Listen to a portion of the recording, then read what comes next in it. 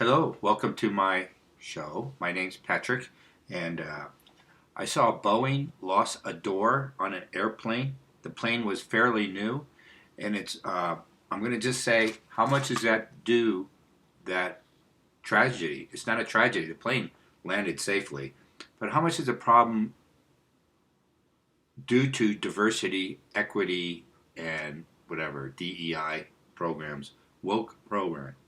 And the answer is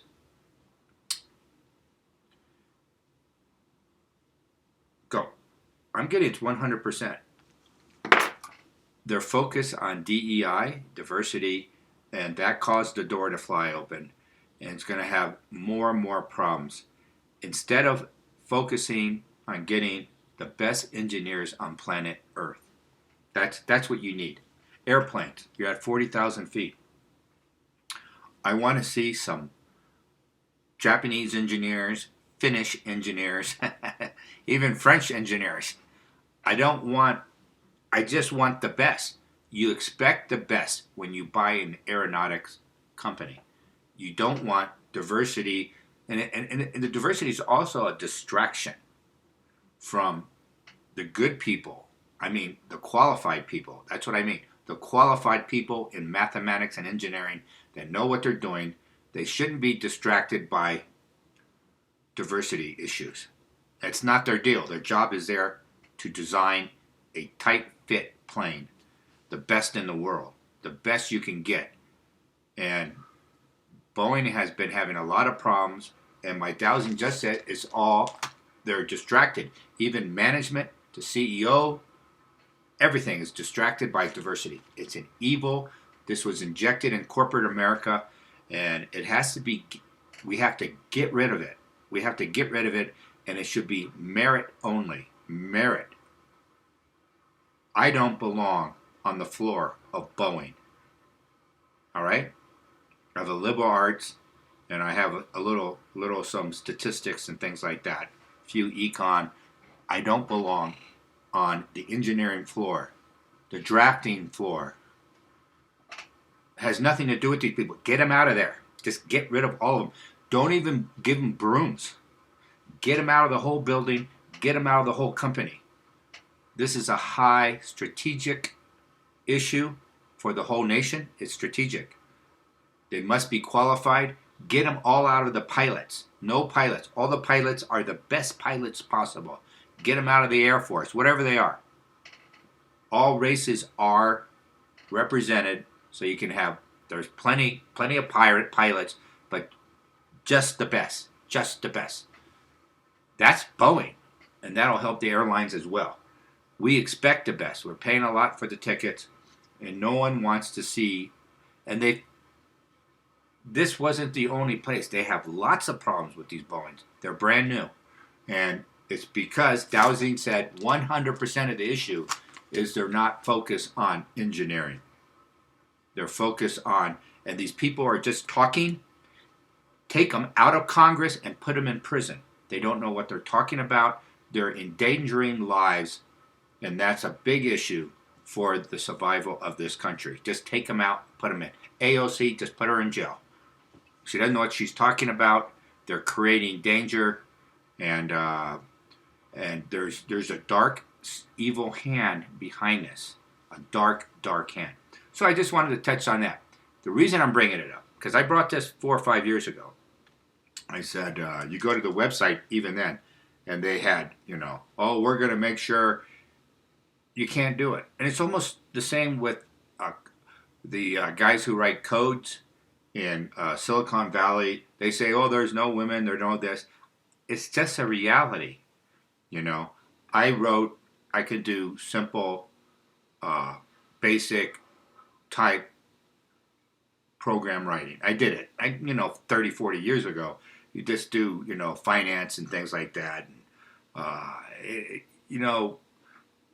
Some people are good at it. It's very boring, but some people have the focus and the intelligence to do it. That's it.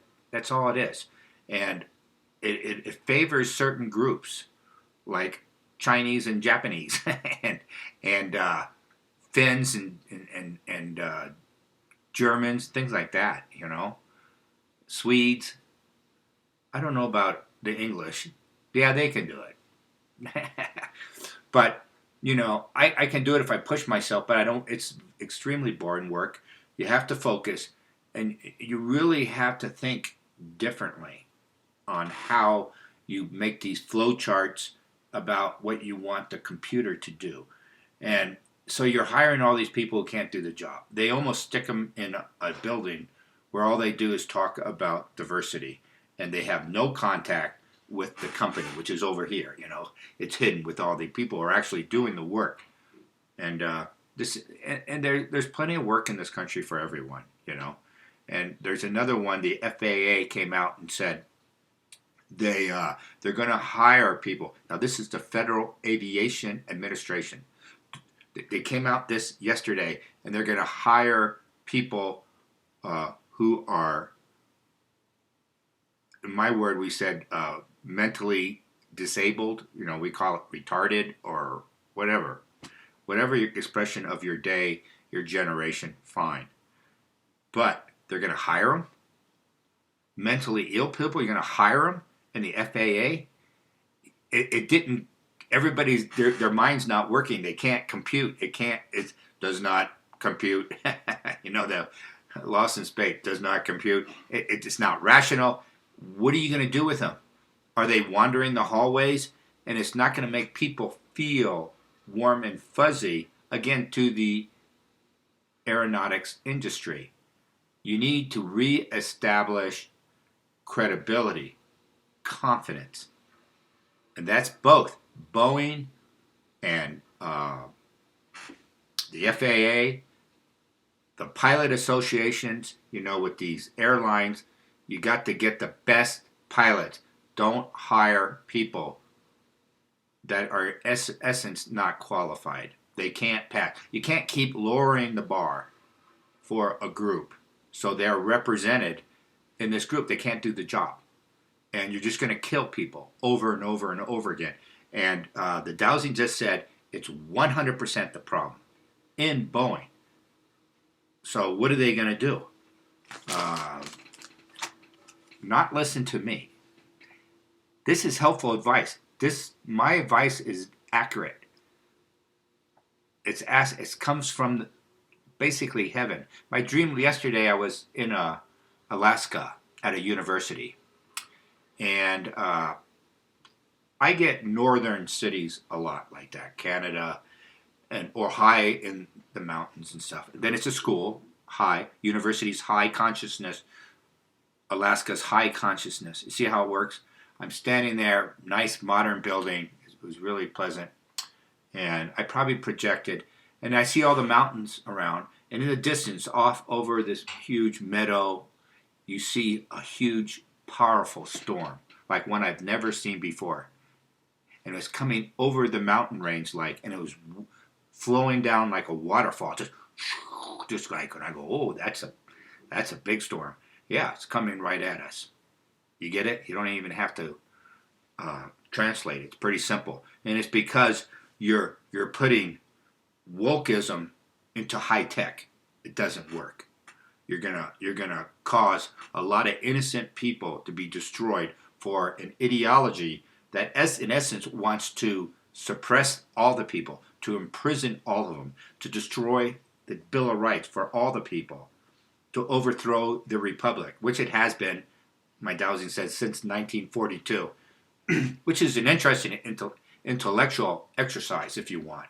Saying, well, what happened in 1942 that we lost our Republic? We went to World War.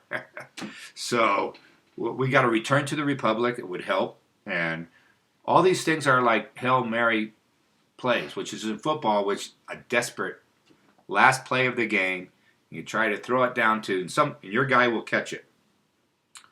It's rare that it works, but it happens once in a while.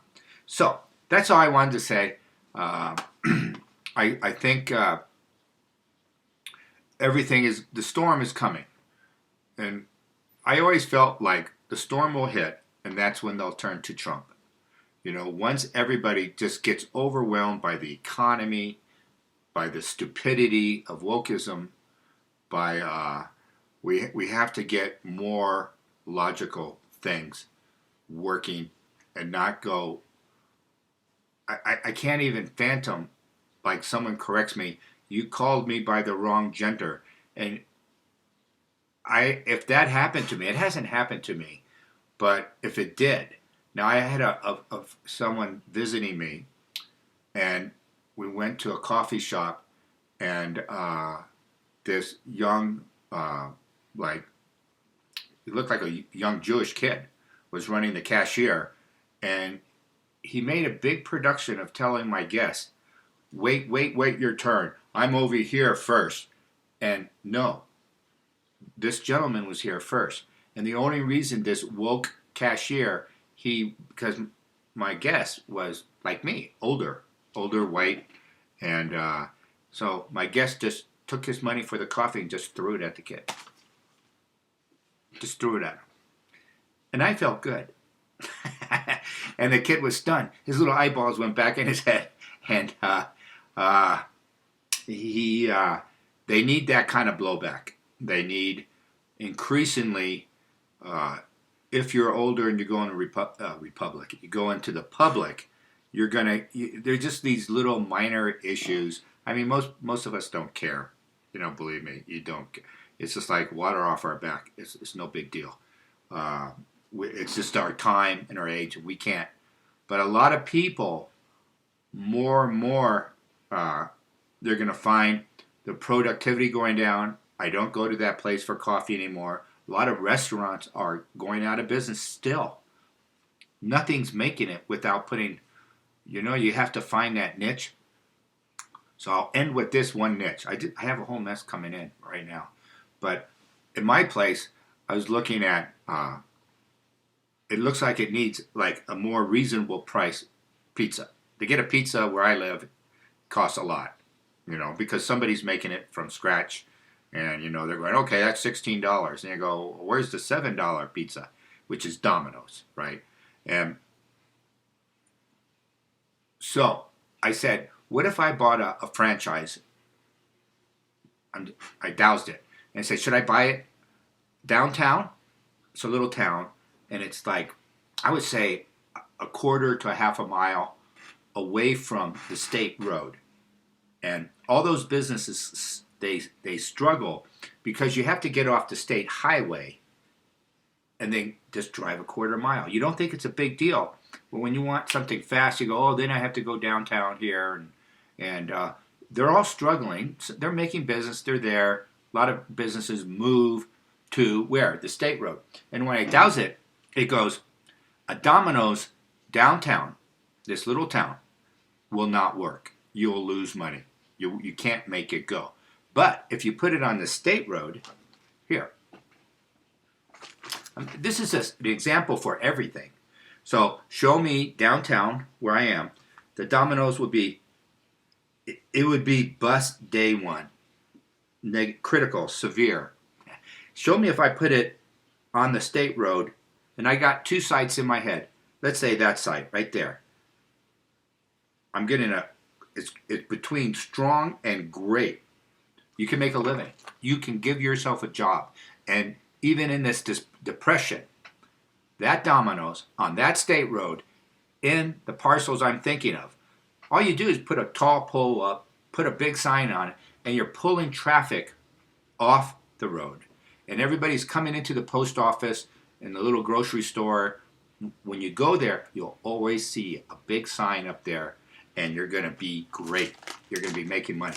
And Domino's is fairly economical. It takes about $400,000.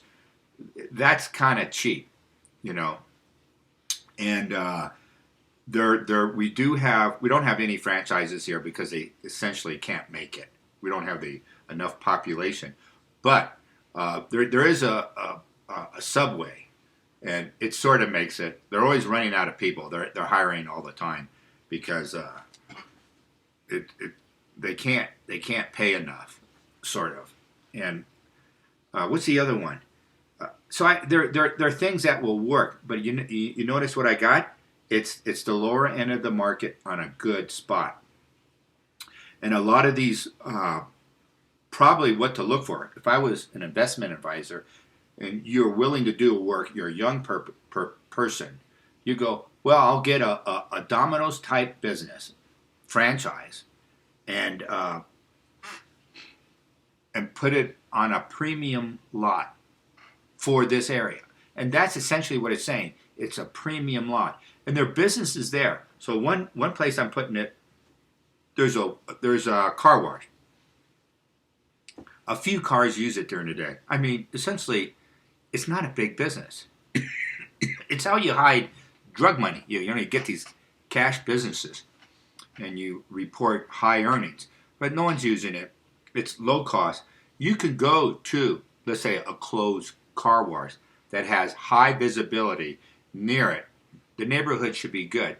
And you can put some of these low income type businesses on it. Even like, Domino's came to mind. And then another store down the road, Domino's was put in. And a bigger town, they didn't have a Domino's either. And they put it in. Somebody did it. And it's really garbage food. It's like the worst food in the world, right? It got so bad, the company had to come out and apologize and say, we'll start putting food back in there, items. Like instead of sausages or pepperoni made out of soy. So that's their issue. I mean, it's not, and the better quality ones are real food. So the Domino's pizza, give me a slice. It is a go. Show me the quality of Domino's. Wow. It's not a 0, but it's pretty close. And for food, that is almost like it's going to kill you. But those are things you kind of play with in today's economy that is so marginal. It depends where you live. Where I live right now, it's still doing like okay. We don't have any manufacturing. It's just basically real estate because people are bailing out of the cities and moving to these rural areas, and that's not going to go away. I'm not concerned about, the future because we could just run into a brick wall. Remember my dream today. Big storm coming over, and it's powerful. It's powerful. It's going to hit us, and I'm up in the clouds. I'm up north. I'm in heaven. Whatever. So that's going to happen. Trump won. I don't know if I haven't. I can't upload anything right now. So I'm working on that. I'll upload this today. I'll have to go somewhere to upload it. And I always had, Trump almost got exactly what I doused, just to let you know that even though they rigged it, I actually think he got more. I think his percentage of win. And then when I asked 2 questions. How much is he going to get? And then how much are they going to report he got? And it was a significant difference. And he got what they reported, the dowsing got right. He said 51% or so, roughly very low 50s. And Nikki Haley, and she got Democratic votes. I guess they got all these university people to go onto the Republicans, and metaphysically they don't understand what they did because university people are not that smart. They don't know how the world works. But by voting in the Republican Party, they actually moved their energy over to the Republican Party. They don't know that, but that's what they did. And their whole purpose is, we're sneaky. We're voting for Nikki Haley in the Republican vote and she did. She got big percentage in these little counties, but they don't know they changed their vibrations. They're going to be more inclined to vote Republican in the future. They tainted themselves. They took a pill, essentially, metaphysically, to become more conservative down the road. And if they didn't do that, they would be less likely. So it's kind of funny, they did this trickery, and they're going to end up being more traditional. They're going to have an epiphany. And probably when this storm hits, Yeah, you would think. And then also, they still can't find Lloyd Austin. I told you since day one when he disappeared, the Russians came out and said he was killed in that missile strike. And he was here, like I said in yesterday's video, which I haven't uploaded. He was here to start World War III. He was going to go there. They put, this is just from my dowsing and this what's flowing through me. He was here to start a war. And he was meeting with the high. I wonder if the Ukrainian general who, for the army, if he was there. I think he was there. He's like in and out. It's about 60 feet under. He was in a bunker, is what I'm getting, from my dowsing. That's okay.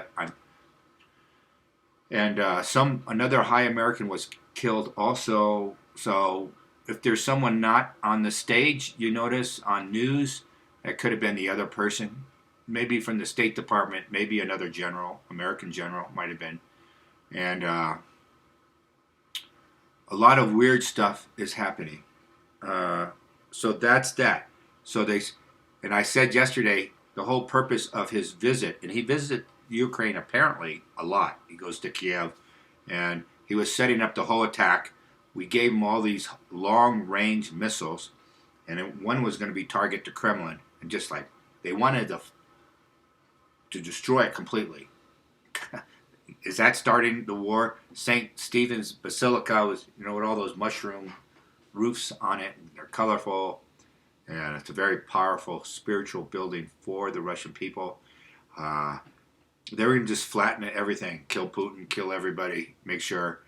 And I think it was going to be like Israeli troops were doing it, because there's a lot of Israelis in, like 50,000 in Ukraine. And overall, and then when I remember I said they're not going to be, Gaza's going to be a really hard nut for the Israelis. We did it day one. Remember day one. What did I say? -8. Critical. Big failure. Critical. Severe failure. And that's what it is. I don't know why Netanyahu did it. He had other options. They have all these peace routes for Israel for a good future. And Netanyahu, no, he doesn't want to do it. He wants war. He wants war with Iran. He wants to go up to Beirut. He wants war. What's happening as a result of Hamas resisting is Turkey and Egyptian armies may attack. They may even attack American forces in Turkey. So if I was American military, I already doused this, you're underestimating the Turkish military attacking American troops to regain those tactical nuclear weapons, whatever. I'm not going to say the number I think it is. It's nearing 100 or so. It's not a lot, but it's enough to go after Israel, to move their whole army through Syria and attack Israel. We're in danger. I think it's likely that the Turks will do something like this. And the other surprise is Egypt. Their military wants to attack Israel, and if they have to attack Americans, they will if they're in the way. So these are big issues, and our military, my dowsing says, is underestimating it, because it's probably going to happen. And here's my only thing for this thing. I hope somebody in the military gets all the nukes and takes them out and puts them on an aircraft carrier off Turkey. Just one night. Just do it really fast, because the Turks are very aware where all the nukes are. And some of them are even inside of, I can't say. Just go in there, find a way, and boom, within 10 or 15 minutes, the helicopters, these huge Hueys, are flying out of these bases, going right off into the Mediterranean. And you have some cruisers out there to protect the aircraft carriers, because they're going to be nearby, and make this whole operation really lightning fast. Hopefully, you can take them out without the Turks knowing it. Because if they start knowing it, they might act. Because this is something they want to do. They're thinking about it. And we're just in a critical point. If Lloyd Austin did pull this off, his secret mission. This was a secret mission from Biden. He had presidential approval. It had to be him because he was the civilian head of the Defense Department, and it gave him a lot of authority. And I wouldn't even be surprised they used tactical nukes. And it would just start off World War III. We came. Give me the probability. Okay, that's 0, and show me 100. Show me 100. Come on. There's 100. Okay? I didn't do any prep work on this. Let's just go. Okay, now let's go back to 1. What's the probability if he pulled it off? The military, which he represents, it's a faction, right? And he represents the faction. What was the probability it was going to succeed in starting World War III when he was still alive? 100%. He was going to do this and start World War III. Go back to 1. Go back to 1. Go back to 1. All right. What's the probability now of World War III? 22%. 22%. I hope he's not dead. I hope he's out of the way. Maybe he's still alive. But I essentially got he was killed. But there's a possibility he's still living.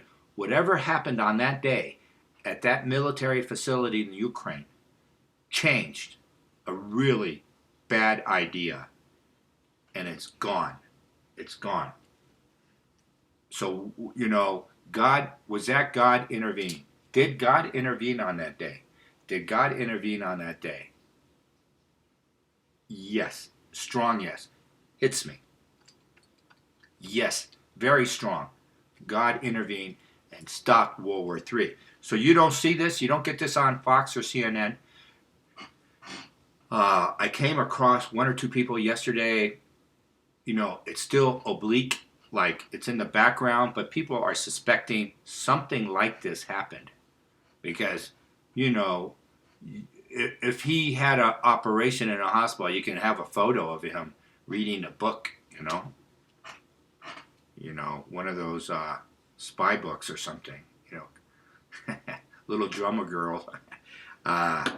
So we avoided a bullet. And what did Russia just do 2 days ago? They have a military pact with Iran signed. That was awful. I mean, look at these huge diplomatic failures from the State Department and the Biden administration. These are colossal failures. There's a signed military alliance between Russia and Iran. Russia would never, ever wanted to have done this. It was forced to do this, to put it out there, to make sure the Biden Khazars know what the deal is. Like, they're putting up a front. I'm sure China and Russia are thinking about something in the background. They both have hesitations about it. But Henry Kissinger said a year and a half ago, I never agree with him, but he said we should not be doing this in the Ukraine because strategically he's always looking higher. Strategically, you're pushing Russia into China's arms. And there's a natural wall space between China and Russia. It's always been there. It's always been there. And I go back to the point where Russia attacked, Communist Russia, the Soviet Union attacked China. They had that little war over the boundary. And I brought this other point up that a lot of people don't even know. That's part of Nixon. The intelligence community, the CIA, got hold of information that Russia was going to do a preempt attack. Excuse me, I take it back. Russia notified us that they were going to do this. It wasn't intelligence. The CIA would not have told us. They would have wanted war. But Russia came to us and said, we're going to strike China. And it got out somehow, the word, with nuclear weapons and just wipe them out. Because Russia's looking, they've always had problems with China. It's the neighborhood. It's local politics in a way. Had nothing to do with communism or anything. And Nixon said, and they have this. I don't know if it made the newspapers right away. He said, if an attack on China, a nuclear attack, is an attack on America, and we will respond to a nuclear attack. See, at the time, China was not strong. They might have had like 3 or 4 nukes if they're lucky, and they don't even know if they would work. And the Chinese find out about it, they were shocked. They were shocked that America stood up for China, and this was Nixon. And this is part of the reason Zhou Enlai and Mao Zedong and Deng Xiaoping, they all came and said, when Nixon said, let's get together and talk, the Chinese said yes. Now, Mao was radical anti-American capitalism, yet when Nixon said, let's talk, and they invited him, he went to China. That was all like part of this. So what happened? What I'm saying is, Kissinger says, why are you pushing Russia into the arms of China strategically? And they're very close now. They're very close to Iran. It's just crazy. It's just crazy. It's crazy because they want Ukraine. They want to kill all the young men, and they did. And now they want to kill all the young ladies, which they're working on. They just drafted 50,000 young women. You know, this is all about depopulating Ukraine. It was always about that, to kill them and to repopulate them with the Khazars, who are from the Caspian, who thought Ukraine is their land. Yeah, because it's nicer. Who wants to be northern Caspian? It's just like, it's like you can't get anything going. They got some cotton, maybe, I think, if they're lucky. No, everybody wants the Ukraine. Good land, good ag products, a lot of wheat, corn, and barley, a lot of sheep, cattle, a lot of oil. They're getting more and more oil and coal, and they had an industrial base. They made airplanes in the Soviet Union. It all came out of the Ukraine. Ukraine's a very special place, and they want it. They want it back. And a lot of you don't know, because you're too young, Bernie Swartz, the movie star, which is, what was his name? I know his first name. That's his real name, Bernie Swartz, but he's actually, he was a young actor, Some Like It Hot, things like that. He was always obnoxious. He was like one of those teenage heartthrobs for his day, before they really understood like that market. And I can't think of his name, but anyway, it doesn't matter. So he had this movie, and he goes to Kiev. In the movie, he goes to Kiev. They're telling us that's what it's about. And he's a young man. He goes there, and he's not Christian, right? And he goes, oh, I'm this and I'm that. I'm a Khazar, da-da-da, from the rural areas. And all the women love me. They think I'm great.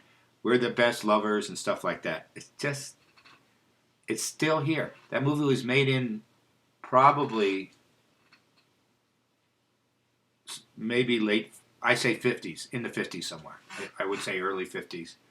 And he used to paint really awful pictures and sign them to make money when he got older. And so it's still there. It's still the Ukraine. They think it's theirs.